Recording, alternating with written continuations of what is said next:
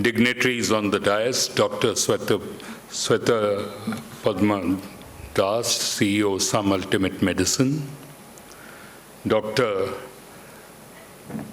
Panambar Rai, Head Critical Care Medicine, Some Hospital, Dr.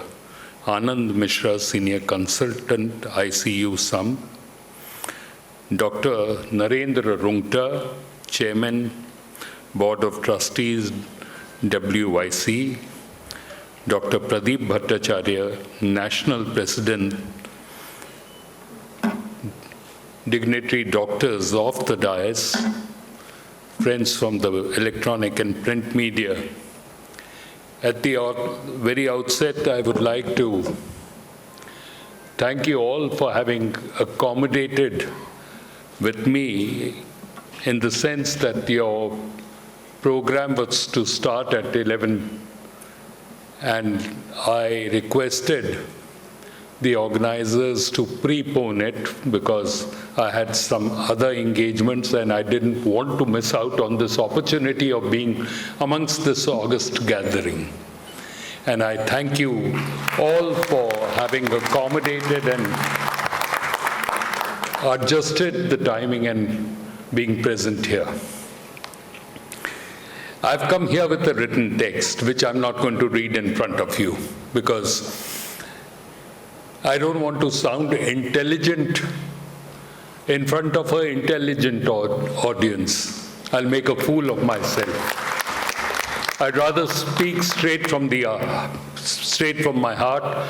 I was intently listening to Dr. Rungta, to Dr.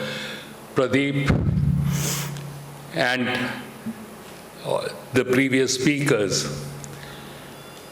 Critical care is a necessity. And as rightly pointed out by Dr. Rungta as well as Dr. Pradeep Bhattacharya, critical care or any form of medical care is being set up around cities, major cities where people come, and when patients are brought from the rural India to the centers where they are available, invariably lives are lost. We need to have a reversal.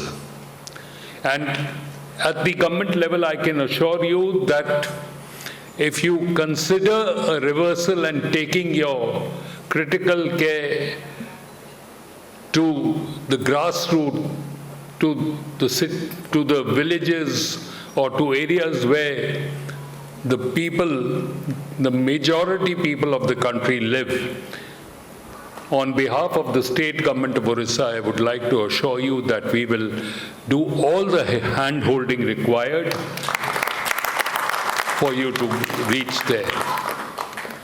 I remember when the promoter of Some Ultimate was wanting to set up this institute. At that point of time in the year 2000, he was wanting to start off with an engineering college, and technical education was a part of industry. And I had the privilege of holding the industry portfolio. Initial reaction was, these people are mad. They want to do something which has not been tried by anybody. But they proved me wrong. I'm happy to say this, that Dr. Manoj Naik proved me wrong by the establishment that he has set up, the kind of infrastructure that he has developed over the years has set the trend for many others to follow suit. That is why when he approached me to be here today amongst this august gathering, I couldn't refuse. Friends,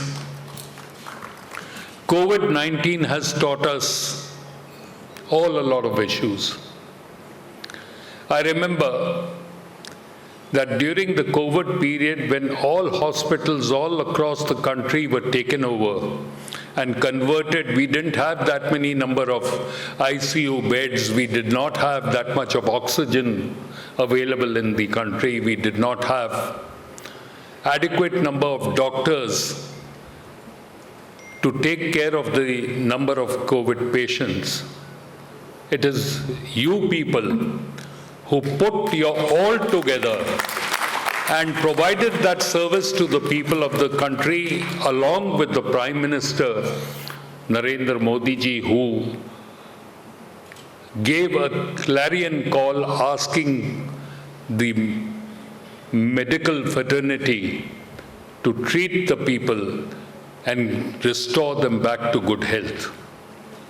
Healthcare, to my mind, is an essential today. I would like to appeal to you all. I've noticed that whenever medical students, students come forward to study medicine, there's a huge capitation fee.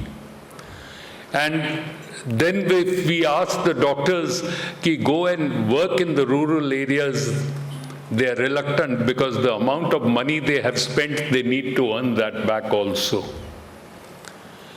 There has to be some kind of a quid pro quo. We need to do a reversal. We must bring down the capitation fee. We must make medical education more affordable. Then only you will have more doctors being produced, you will have more nurses being produced, and then you can provide medical care at the doorstep. Friends,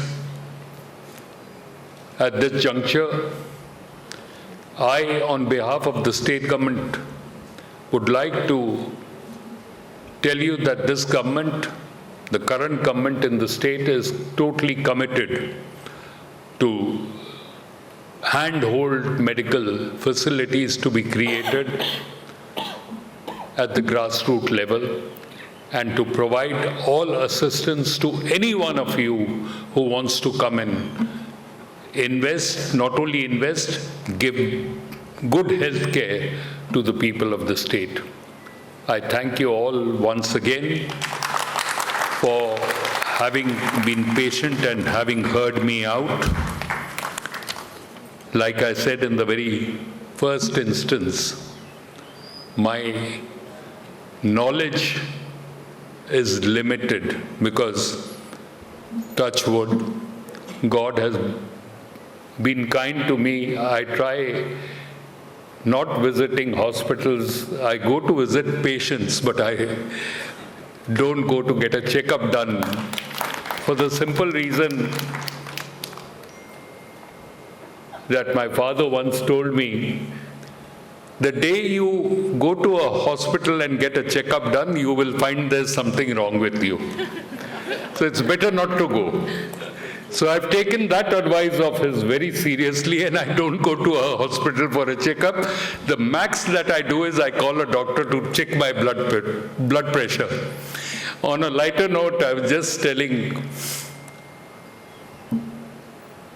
Dr. Pradeep and others that, and Dr. Ray, that I was asking him, I hope I'm not late. So he said, no, you're dot on time. I said, yeah, the doctors had predicted that I was going to come into the world 7 days later, but I came 7 days earlier. So I have a bad habit of arriving everywhere before time. So thank you ever so much. And I wish you all the success. I wish your conference all the very best. And I would like to give a special word of thanks to Dr. Manoj Naik, the founder of this institution, and all his associated staff and colleagues here. I'm also happy to have been able to attend the 4th World Critical Care Conference organized here. And I'm happy to even learn that the next conference is going to be in Srinagar. which is now people have started accepting that Srinagar is a part of India. Earlier, it was referred to not being a part of India. Thank you ever so much. Jai Hind, Jai Bharat.